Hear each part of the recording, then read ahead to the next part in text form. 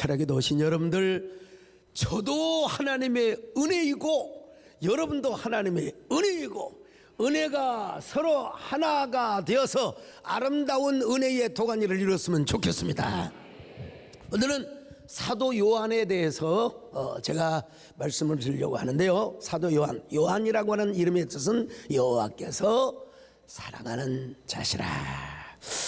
이 사도 요한은요, 세베대와 살로메의 아들이었습니다. 그는 야고보의 남동생으로서 갈릴리 지방 어부의 가정에서 출생을 했는데 굉장히 어부치고는 부자였던 것 같아요. 왜냐하면 그 집안에 종들이 많았어요. 종들이 많았죠. 성경 확인해 봅시다. 마가복음 1장 16절로 20절 같이 봅니다. 시작. 갈릴리 해변으로 지나시다가 시몬과 그 형제 안드레가 바다에 금을 던지는 것을 보시니 그들은 어부라. 예수께서 이르시되 나를 따라오라. 내가 너희로 사람을 낚는 어부가 되게 하리라 하시니 곧 그물을 버려두고 따르니라. 조금 더 가시다가 세베대의 아들 야고보와 그 형제 요한을 보시니 그들도 배에 있어 그물을 깁는데 곧 부르시니 그 아버지 세베대를 품꾼들과 함께. 자, 여기 품꾼, 옛날에 종이라고 번역한 것도 있는데 어쨌든 오늘 우리 개역 개정판은 품꾼이라고 번역하고 있습니다. 자, 그런데 요한과 야고보는 예수님으로부터 어떤 별명을 받았느냐? 이 성질이 얼마나 불 같은지. 우레의 아들이라서 우레의 아들. 자, 마가복음 3장 17절을 보실까요? 시작. 또 세베대의 아들 야고보와 야고보의 형제 요한이니 이 둘에게는 보아너께 곧 우레의 아들이라는 이름을 더하셨습니다. 여러분, 왜 우레의 아들이라고 불렀을까요? 우리가 얼마나 요한과 야고보가 성질이 불같았냐면요, 저 사마리아를 통과하는데 사마리아 사람들이 말이야 회방을 하고 자꾸 제재를 가해요. 그러니까 예수님, 저놈의 인간들 말이야, 저 작자들 우리가 하나님 앞에 기도해 버리겠습니다. 하늘에서 불이 떨어져서 저놈들을 삼켜버리도록 하겠습니다. 여러분, 자, 누가복음 9장 54절 같이 봅니다. 시작. 제자 야고보와 요한이 이를 보고 이르되 주여, 우리가 불을 명하여 하늘로부터 내려 저들을 멸하라 하기를 원하시나이까. 요한의 성격, 기질, MBTI로 분석한다면 ESTP. 전문가는 알까요? 불같고 도전적이고 그리고 용감한 스타일. 그러나 예수님은 사도 요한을 꾸짖으시고 사랑의 사도가 되게 하셨습니다. 그 불같은 성질, 너무도 급하고 더러운 성질을 하나님의 은혜로, 하나님의 성령으로 조절이 되게 하셔서 사랑의 성품을 갖게 하는 사랑의 사도가 되게 하셨어요. 자, 여러분, 기질이 바뀌어지느냐? 안 바뀌어집니다. 우리가 MBTI에 속지 말아야 하지만 나 그걸 또 무시할 수도 없어요. 자기가 타고 태어난 기질, 이 성향, 이거는 선천적입니다. 그러나 여러분, 그 기질을 바꿀 수는 없지만 우리는 예수 그리스도 안에서 하나님의 말씀과 성령의 은혜로 뭘 바꾸느냐? 우리의 성품은 성숙시켜 나갈 수 있습니다. 이걸 아셔야 됩니다. 여러분, 오늘 또 성령께서 여러분 말씀과 성령을 통하여 오늘 여러분의 기질은 뭐 어쩔 수가 없다 하더라도 그 기질이 좋은 성품으로 그리스도의 성품을 닮아가는 그런 저와 여러분 되시기를 주의 이름으로 축원합니다. 여러분, 그래서 사도 요한이 그 기질은 어찌할 수 없었지만 성령의 능력으로 그의 모든 기질을 억압하고 조절하고 그리고 절제하도록 함으로써 사랑의 사도가 되게 하여 주셨다는 것입니다. 자, 그래서 여러분, 사도 요한이 이 말씀을 기록했어요. 자, 요한복음 13장 34절로 35절 같이 봅니다. 시작. 새 계명을 너희에게 주노니 서로 사랑하라. 내가 너희를 사랑한 것 같이 너희도 서로 사랑하라. 너희가 서로 사랑하면 이로써 모든 사람이 너희가 내 제자인 줄 알리라. 참 물론 우리 하나님요 급한 사람은 또 급한 사람답게 쓰십니다. 근데 그것은 어쩔 때로 쓰는 거지 하나님이 늘 쓰시는 거 아니요. 그리스도의 올곧은 성품, 인내하고 절제하고 참고 관용하고 너그럽게 베푸는 이러한 이 성품이 우리가 말씀과 성령에 의해서 잘 길러져야 된다는 것입니다. 사도 요한이 그런 은혜를 받았습니다. 그래서 사랑의 사도가 되었다는 것입니다. 그래서 여러분 사도 요한은 요한 1서에서 이런 이야기를 하고 있습니다. 기가 막힌 이야기입니다. 자, 요한 1서 4장 7절로 8절 같이 봅니다. 시작. 사랑하는 자들아 우리가 서로 사랑하자. 사랑은 하나님께 속한 것이니 사랑하는 자마다 하나님으로부터 나서 하나님을 알고 사랑하지 아니하는 자는 하나님을 알지 못하나니 이는 하나님은 사랑이심이라. 여러분 예수 믿어서 여러분 이 정도는 되어야 되지 않겠습니까? 어떤 사람은 너무나 깐깐해, 어떤 사람은 너무나 원리원칙적이요, 어떤 사람은 또 뭐 그냥 성질이 불같아. 이건 뭐 DNA가 그러니까. 근데 우리의 아들이라고 했던 이 사도 요한이 예수 그리스도의 아름다운 성품을 닮아갔어요. 여러분도 사도 요한처럼 우리의 아들이라 칭함을 받을 정도의 성질이 불같은 사람이라 하더라도 성령의 인내를 배우시기를 바랍니다. 그리스도의 성품을 언제나 여러분 닦아나갈 수 있기를 바랍니다. 성질이 어디서 주로 나오느냐? 가정에서 나와요. 직장에서 나오고요. 부부 간에도 성질을 못 참으면 막 제가 이렇게 다 직간접적으로 들어서 일단 언어 폭력을 써요. 여러분 이 언어 폭력 참 사람 죽고 사는 것이 뭐에 달렸다고요? 잠언 18장 21절 혀에 달렸대. 혀에 달렸대. 벌써 성경에 나오네죠. 한번 읽어봅시다. 나왔으니까 같이 읽습니다. 시작. 죽고 사는 것이 혀의 힘에 달렸나니 혀를 쓰기 좋아하는 자는 혀의 열매를 먹으리라. 혀를 써도 오히려 상대방에서 막 남자가 막 육두문자를 쓴다, 이제 쌍욕을 한다. 그러면 여자가 막 같이 달라들어. 무슨 니은 니마 뭐고 막 달라들어요. 그러면 이제 어떻게 하느냐? 이제 언어 폭력 가지고 안 되니까 이제 주먹을 휘둘러요. 근데 이 주먹을 남자만 휘두르느냐? 여러분 요즘 여자도 휘두르는 사람. 여자도 휘둘러요. 자, 우리가 예수 믿으면 그때 그 젊음의 그 혈기를 내가 그때 참았어야 되는데 못 참았어. 이럴 때 뭐가 생각하느냐? 사랑하는 자들아. 사실 여러분 저도 잘못했지만 집사람도 잘못한 겁니다. 사랑하는 자들아 우리가 서로 사랑하자. 사랑은 하나님께 속한 것이 사랑하는 하나님께로부터 왔도다. 한마디로 예수님의 말씀이 그의 심령 안에서 완전히 녹아들었다는 것입니다. 그래서 그에게는 예수님의 사랑을 받는 자라는 칭호가 많이 쓰여졌어요. 이름 그대로. 자, 요한복음 13장 13절 같이 봅니다. 시작. 예수의 제자 중 하나 곧 그가 사랑하시는 자가 예수의 품에 의지하여 누웠는지라. 여러분 사도 요한이 예수님과 이성도 아니에요. 동성이에요. 근데도 항상 최후의 만찬 때뿐만 아니라 식사, 오찬, 만찬 할 때 여러분 항상 사도 요한은 예수님의 품에 의지하고 앉겠습니다. 예수님의 사랑을 누구보다도 많이 받았어요.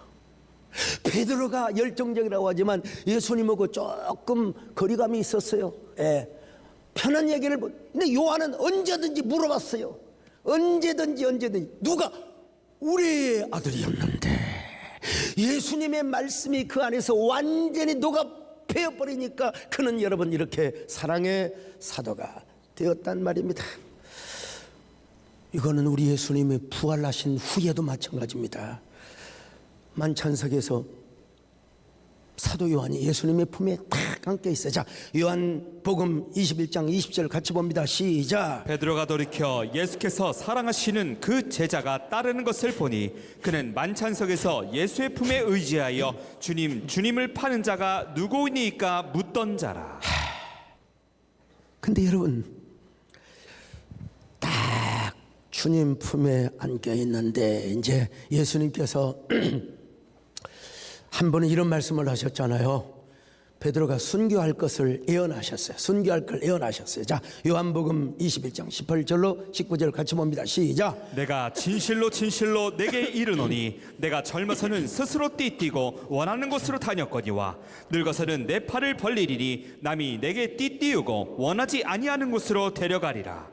이 말씀을 하심은 베드로가 어떠한 죽음으로 하나님께 영광을 돌릴 것을 가리키심이로라. 이 말씀을 하시고 베드로에게 이르시되 나를 따르라 하시니. 자, 그러면 예, 알았습니다. 오케이, 예스, 예스, 예스 로드. 죽기까지 따르겠습니다. 그럼 좋을 텐데 베드로도 요한을 향한 경쟁의식, 비교의식이 있었던 것 같아요. 그래서 베드로가 당장 물어봅니다. 그래요, 저는 순교를 한다고 합시다. 근데 저 주님 품에 의지하고 있는 저 요한이는 어떻게 되겠습니까? 참, 여러분 주님이 뭐라고 대답하셨을까요? 베드로야, 너 뭐하게 요한이하고 경쟁을 하는 거야? 너 요한이하고 비교할 것 전혀 없어. 너는 내 사명 따르면 되는 거야. 내가 사도 요한을 내가 다시 올 때까지 이 땅에 남겨둔다 한들 너는 상관할 것 없어. 너는 너의 십자가만 찰지면 되는 거야. 오늘 여러분 우리가 그런 사람이 될 수 있기를 바랍니다. 예, 너는 너의 사명을 잘 감당하면 된다. 자, 요한복음 21장 21절로 23절 같이 봅니다. 시작. 이에 베드로가 그를 보고 예수께 여짜오되 주님, 이 사람은 어떻게 되겠사옵니까? 예수께서 이르시되 내가 올 때까지 그를 머물게 하고자 할지라도 내게 무슨 상관이냐? 너는 나를 따르라 하시더라. 이 말씀이 형제들에게 나가서 그 제자는 죽지 아니하겠다 하였으나 예수의 말씀은 그가 죽지 않겠다 하신 것이 아니라 내가 올 때까지 그를 머물게 하고자 할지라도 내게 무슨 상관이냐 하신 것이로라. 그래서 실제로 베드로는 네로 황제 시대에 십자가를 거꾸로 지고 순교의 사명을 감당했어요. 요한은 누릴 복을 다 누리고 장수와 건강의 축복을 다 누리고 여러분 순교하지 않고 하나님의 은혜 가운데 부름을 받았다는 사실을 아셔야 돼요. 네로 이 황제가 참 지독한, 아니 지가 로마 시내 불을 내놓고 왜 기독교인들한테 불을 냈다고 이런 나쁜 권력을 잡고 있는 사람이니까. 근데 그때 이제 다 잡혀가서 맹수의 밥이 되기도 하고 불에 태움을 받아 죽기도 하고 뭐 순교자라는 소설을 쭉 읽어보면 참 너무너무 잔인스럽죠. 근데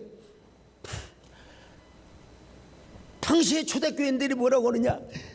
사령탑은 살아야 됩니다. 우리야 뭐 죽임을 당해도 괜찮지만 리더십, 군노로 말하면 사령관이 살아계셔야 됩니다.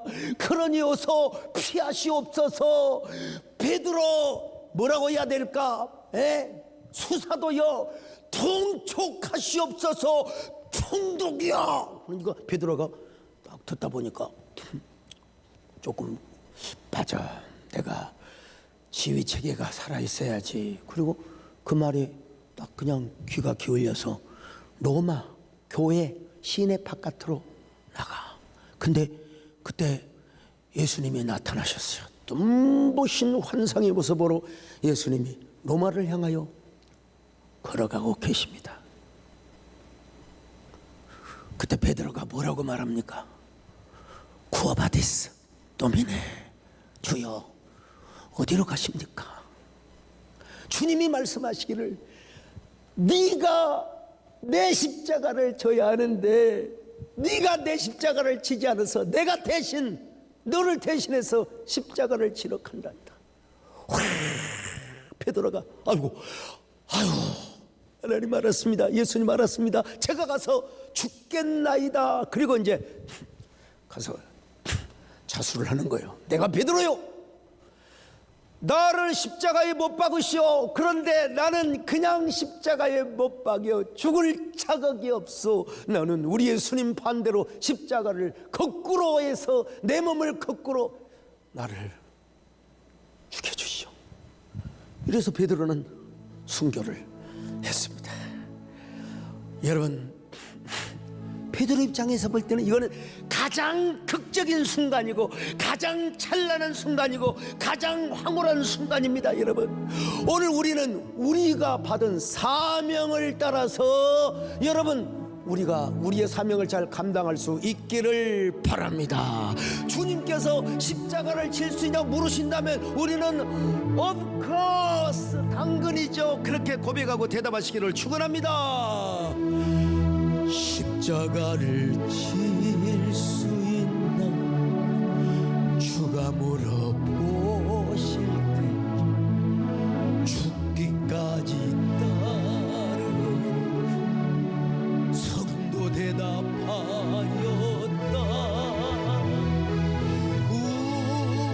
우리의 심령 주의 것이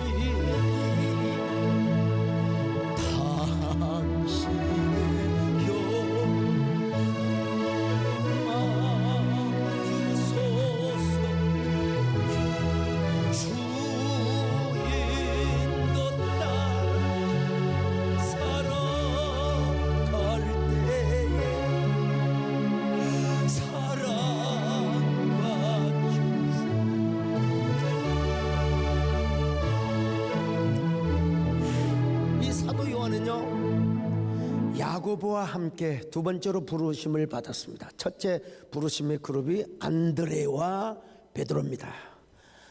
안드레와 베드로도 형제가 아니요. 그리고 야고보 요한도 형제가 아닙니다. 많은 사람들이 뭐 가족 단위의 교회, 족벌 그룹 이렇게 하는데 이 부분도 알아야 돼요. 예수님이 제자 가운데 형제들이 이렇게 있었다는 걸 아셔야 돼요. 이런 얘기하면 꼭 또 과거의 가락동 시절을 생각하지 않을 수 없죠. 분명히 교회가 없었어요. 그래서 거기다가 교회를 딱 계약을 하고 올라왔는데 이 세상에 바로 2m, 한 2m, 3m, 그러니까 건물과 건물 사이지 바로 옆에 너무나 훌륭한 목사님이 와서 거기는 개척 멤버들이 막 수십 명이 계세요. 거기 대학 졸업자가 거기 무슨 대학을 졸업했다고? 연세대학교. 근데 연세대 하면 신물이 난다니까. 또 앞에는 고려 대학교. 조금 더 앞에는 서울대학. 왜 그분들이 다 우리 동네에 와서 진을 치냔 말이에요. 그때가 여러분 기한 죽으려고 고대 총경영자 과정, 그 다음에 연세대 연합신학대 내가 가서 공부 다 했어요.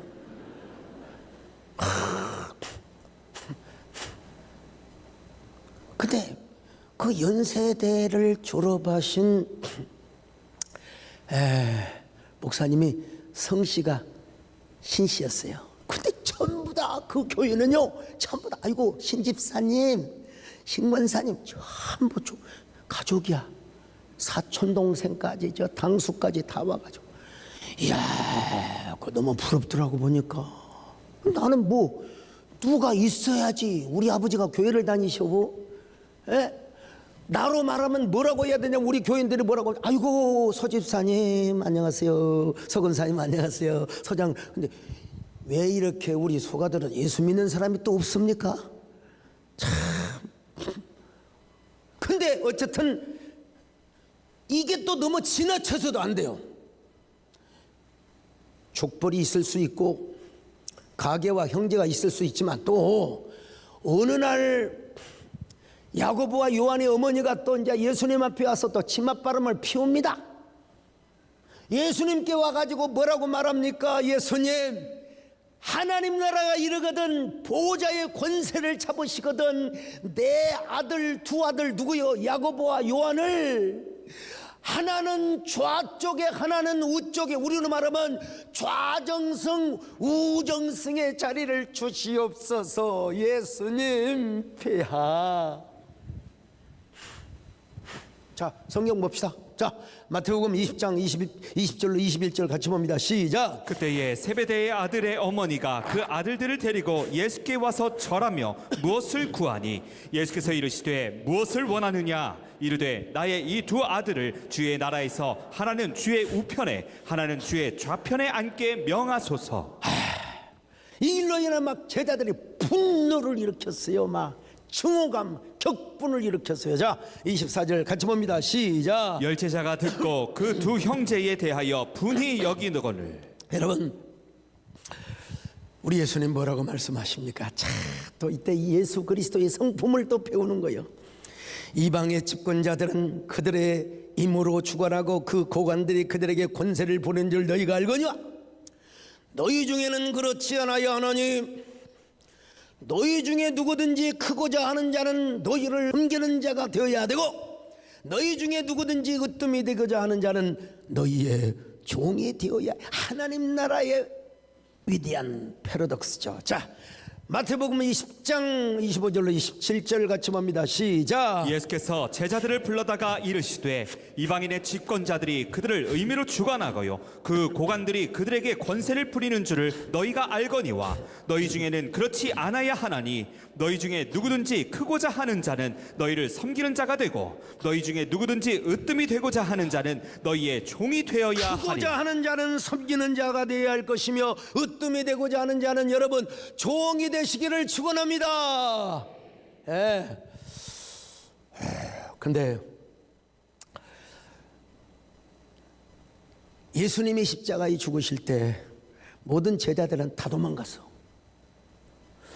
자, 근데 또 하나의 역사를 보는데 요한이가, 사도 요한은 끝까지 예수님의 십자가에 죽는 모습을 지켜봤습니다. 요한이가.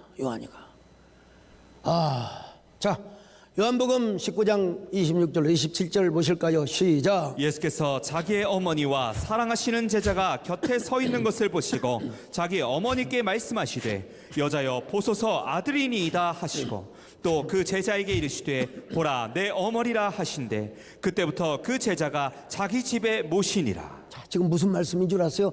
베드로를 비롯해서 모든 제자들이 다 도망갔는데 요한이가 딱 서 있네요. 그 예수님께서 십자가에 죽으시기 전에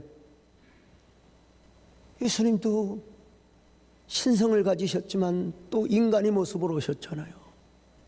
어머니, 저는 하나님의 뜻을 이루려고 이제 아버지에게로 갑니다. 어머니를 끝까지 모시지 못해서 숭고한 마음 가득합니다. 그러나 저기 요한이라는 제자가 있는데 저 제자가 저를 대신해서 어머니를 모셔드릴 겁니다. 요한이가 저의 자존심을 걸고 어머니를 모셔드릴 것입니다. 그 말입니다, 여러분. 그래서 이 요한이는요, 예수님의 분부대로 그리고 예수님의 자존심을 지키며 끝까지 마리아가 죽을 때까지 지극한 정성으로 마리아를 잘 모셨습니다. 그 덕분에 요한은 장수의 축복을 누렸어요. 다른 물론 순교가 나쁘단 말이 아니라 요한이는 요한이대로 예수님의 어머니를 잘 모셔서 마리아가 죽을 때까지. 이 가톨릭에서는요, 마리아가 성천을 했다고 하는데 에베소에 가면은 마리아의 무덤이 지금도 있습니다. 그건 우리는 성경대로 믿어야죠. 어쨌든 마리아가 죽을 때까지 잘 섬겼습니다. 그런데 이 사도 요한이 이제 오래오래 산 값을 한 거예요. 값을 한 건데 뭐냐면 오래오래 장수의 축복을 누리면서, 그리고 그 쭈글쭈글 늙어가는 마리아의, 그 인간 마리아의 모습을 봤을 거 아니겠어요? 그리고 마리아한테 얼마나 많은 얘기를 들어서, 그래세 나는 사내를 알지 못하는 여자였다네. 요셉과 정혼한 사이였지만 나는 요셉과 절대로 동침한 적이 없네. 바로 그 예수님은 지극히 높으신 성령님의 능력으로 말미암아, 감동으로 말미암아 내 안에 남자의 씨를 받지 않고 잉태가 되었다네. 사도 요한은 오래 살면서 이 성육신의 진리, 이 성육신의 진리에 감탄하고 도대체 이 신비, 이 로고스가 육신이 되는 이 신비를 어떻게, 여러분 나이가 90이 되고 95가 되어도 여러분 도대체 하나님이 어떻게 사람이 되어서 육신 우리 가운데 독생자의 영광으로 오셨다니, 이걸 생각할 때마다 사도 요한은 아마 눈에서 눈물이 흐르고 계속해서 아마 마음에 감동이 물결치듯 쳤을 거예요.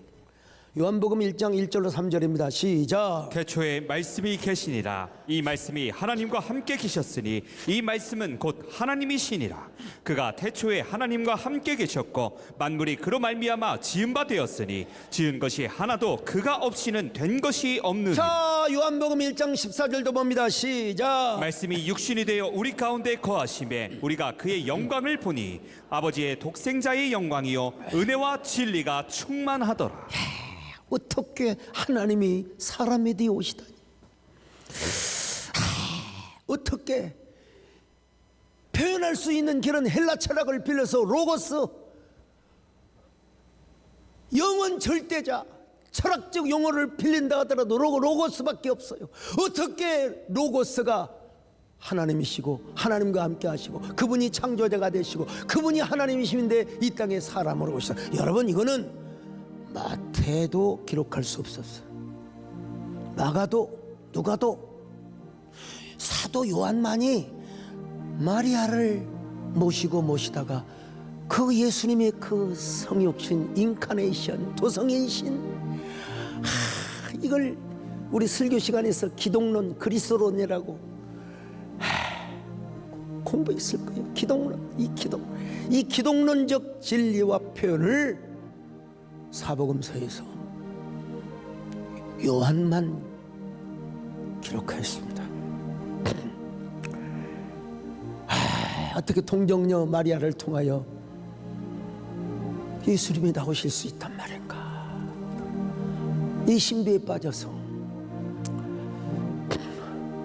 하늘을 두루마리로 삼고 바다를 먹물로 삼아도 이거 시간이 없어서 다 부를 수가 없을 것 같아요. 그런데 여러분, 그 말씀에 되어 오신 분은 어떤 존재로 오셨느냐? 참빛으로 오셨대요. 자, 요한복음 1장 9절입니다. 시작. 참빛 곧 세상에 와서 각 사람에게 비추는 빛이 있었나니. 자, 그런데 이 참빛은 생명의 빛이라고 말씀하고 있습니다. 요한복음 1장 4절입니다. 시작. 그 안에 생명이 있었으니 이 생명은 사람들의 빛이라. 요한복음을 관통하는 하나의 워딩이 하나 있는데 이거 뭐냐? 생명입니다. 생명. 그래서 생명의 빛과 더불어서 예수님을 생명의 물이래요. 요한복음 4장 14절 시작. 내가 주는 물을 마시는 자는 영원히 목마르지 아니하리니 내가 주는 물은 그 속에서 영생하도록 솟아나는 샘물이 되리라. 뿐입니까? 우리 예수님은 생명의 떡이래요. 요한복음 6장 47절 51절 시작. 진실로 진실로 너희에게 이르노니 믿는 자는 영생을 가졌나니 내가 곧 생명의 떡이니라. 너희 조상들은 광야에서 만나를 먹었어도 죽었거니와 이는 하늘에서 내려오는 떡이니 사람으로 하여금 먹고 죽지 아니하게 하는 것이니라. 나는 하늘에서 내려온 살아있는 줄을 떡이니 사람이 이 떡을 먹으면 영생하리라. 생명의 떡으로만 이야기하는 게 아니요, 생명의 강입니다. 생명의 강. 자, 요한복음 7장 37절로 38절 시작. 명절 끝날 곧 큰 날에 예수께서 서서 외쳐 이르시되 누구든지 목마르거든 내게로 와서 마시라. 나를 믿는 자는 성경의 이름과 같이 그 배에서 생수의 강이 흘러나오리라 하시니. 생수의 강으로 끝나는 게 아니라 뭐라고 하느냐, 자신을 누구라고 하느냐면 실로암이라고 말씀하셨어요. 실로암자. 요한복음 9장 7절 시작. 이르시되 실로암 못에 가서 씻으라 하시니 실로암은 번역하면 보냄을 받았다는 뜻이라. 이에 가서 씻고 밝은 눈으로 왔더라. 한 시각장애자가 예수님을 찾아왔습니다. 진흙으로 침을 뱉어서 이겨가지고 어디로 가서 씻느냐, 실로암에 가서 씻으래요. 근데 그 실로암을 뭐라고 이야기하느냐, 보내심을 받은 자, 자기 자신을 실로암이라는 거예요. 얼마나. 그러니까 우리 예수님은요, 생수의 근원이시고 질병의 치료가 되시고 언제나 영생의 원천이 되시는 우리 주님, 오늘 이 밤에 실로암의 은혜가 우리에게 임하시기를 바랍니다. 어두운 밤에 캄캄한 밤에 새벽을 찾아 떠난다.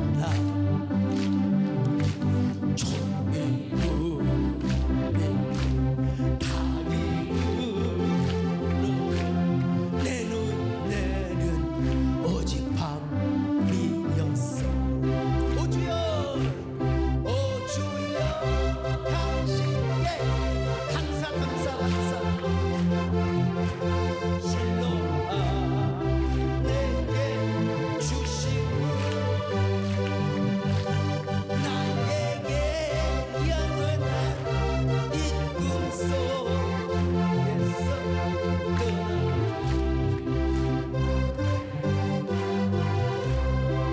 그뿐입니까? 우리 예수님께서는 뭐라고 하십니까? 우리로 하여금 생명을 얻되 풍성히 얻게 하시려고 오셨다고 말씀하고 있어요. 자, 요한복음 10장 10절 시작. 도둑이 오는 것은 도둑질하고 죽이고 멸망시키려는 것뿐이요 내가 온 것은 양으로 생명을 얻게 하고 더 풍성히 얻게 하려는 것이라. 여러분, 예수님은 또 뭐라고 말씀하셨습니까? 사도 요한을 통하여 기록하기를 내가 곧 길이요 진리요 생명이라. 요한복음 14장 6절입니다. 시작. 예수께서 이르시되 내가 곧 길이요 진리요 생명이니 나로 말미암지 않고는 아버지께로 올 자가 없는. 그뿐입니까? 여러분, 영생에 대해서 예수님이 영생이라는 거요. 시작. 요한복음 17장 3절 시작. 영생은 곧 유일하신 참 하나님과 그가 보내신 자 예수 그리스도를 아는 것이니. 예수 그리스도를 아는 것이 영생이라는 것입니다. 그리고 마지막으로 예수님은 생명의 호흡이라는 거예요. 요한복음 20장 22절 같이 봅니다. 시작. 이 말씀을 하시고 그들을 향하사 숨을 내쉬며 이르시되 성령을 받으라.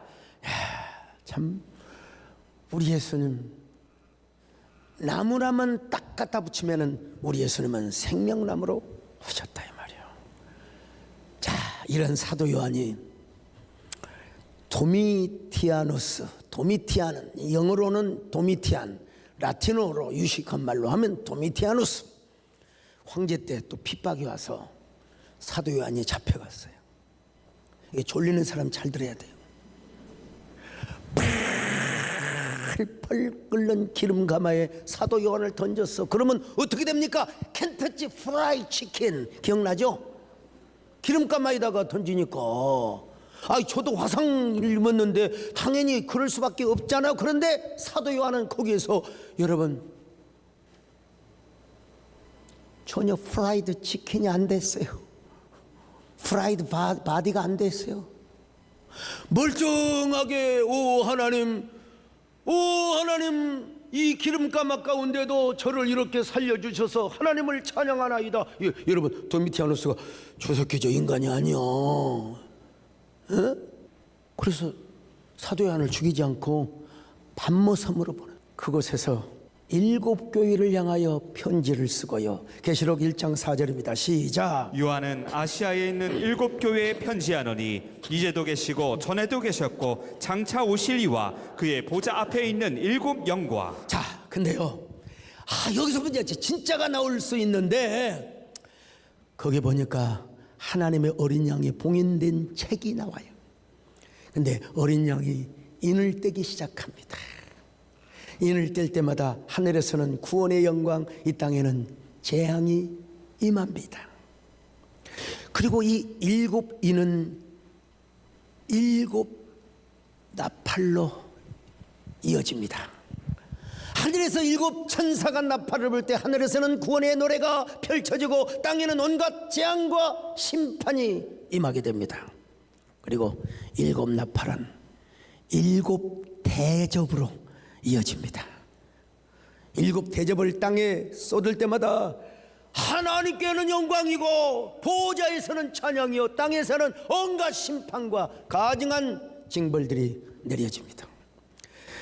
요한계시록은 제가 아는 한 요한계시록은요 7인 7 나팔 7 재앙만 해석하면 끝납니다. 여러분, 굉장히 어려운 책으로 보이는데 근데 이걸 시대별로 순서적으로 이렇게 해석을 하면은 세대주의자가 될 수 있고, 그리고 자칫하면 세대주의에 가까운 역사적 전천년기에 빠질 수가 있어요. 그래서 요 7인과 7 나팔과 7 대접은 동시적이면서 점진적인 사건. 이걸 사도 요한이요 참 상징과 은유와 여러 은닉을 통해서 묵시문학의 한 장르로 여러분 기록을 했다는 거예요.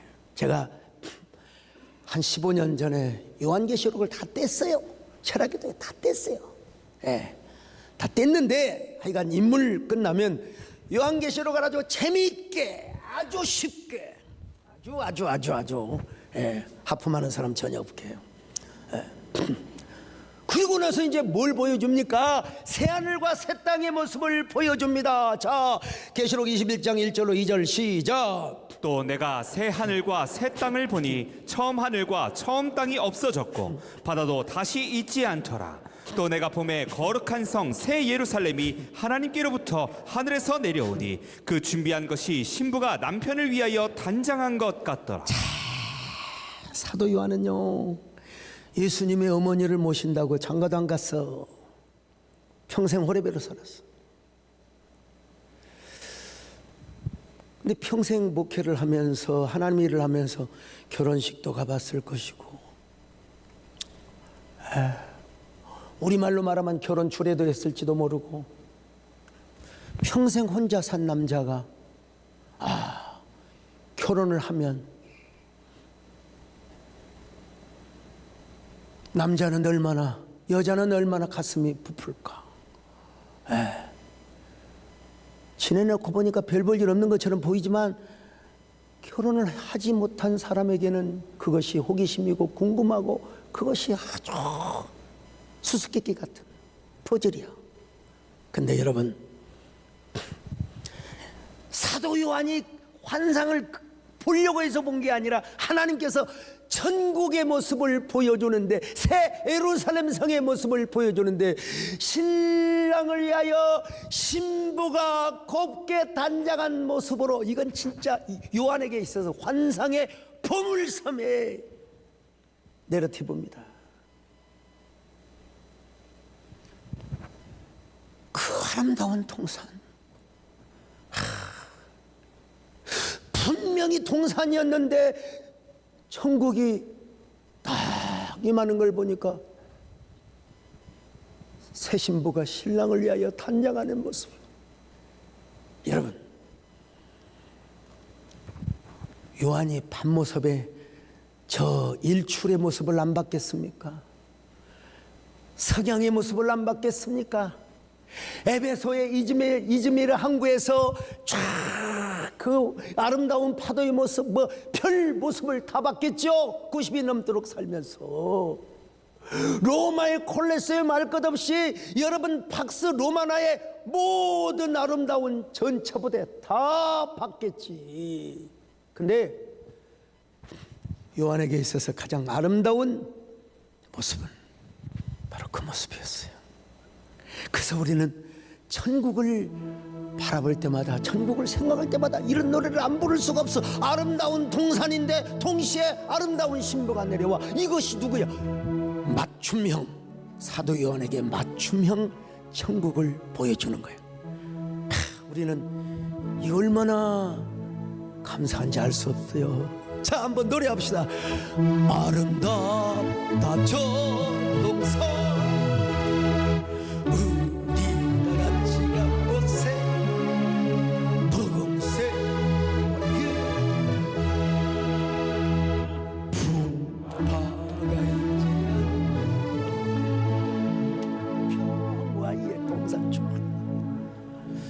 오늘 요한의 사명이 다르고 베드로의 사명이 다르지만 우리는 누구의 사명이 옳다 좋다라고 말할 수 없어요. 마치 MBTI에서 뭐가 좋다 나쁘다 할 수 없는 것처럼 다 각자의 사명이 있어요. 근데 우리는 이 사명 때문에 지금 살아가고 있는 거요. 사실 어쩔 때는 와, 여러분, 존 칼빈 제네바에서 그걸 뭐라고 하죠? 쫓겨나가지고 다시 또 제네바에 초청을 받아가지고 총교 교회를 일으킬 때 이 칼빈이요 진짜 죽고 싶은 마음이 100번이나 들었대요. 다른 방법으로 죽고 싶어. 그러나 사명 때문에 살았어. 사명 때문에 살았어. 여러분, 기분 나빠도 사명이 있는 한 우리는 살아야 됩니다. 할렐루야. 이제 사명이 끝났으면 이제 기분 좋게 우리가 하나님의 품에 가는 겁니다. 어떻게 갑니까? 나는요 이 세상 있을 만 없어요. 이 세상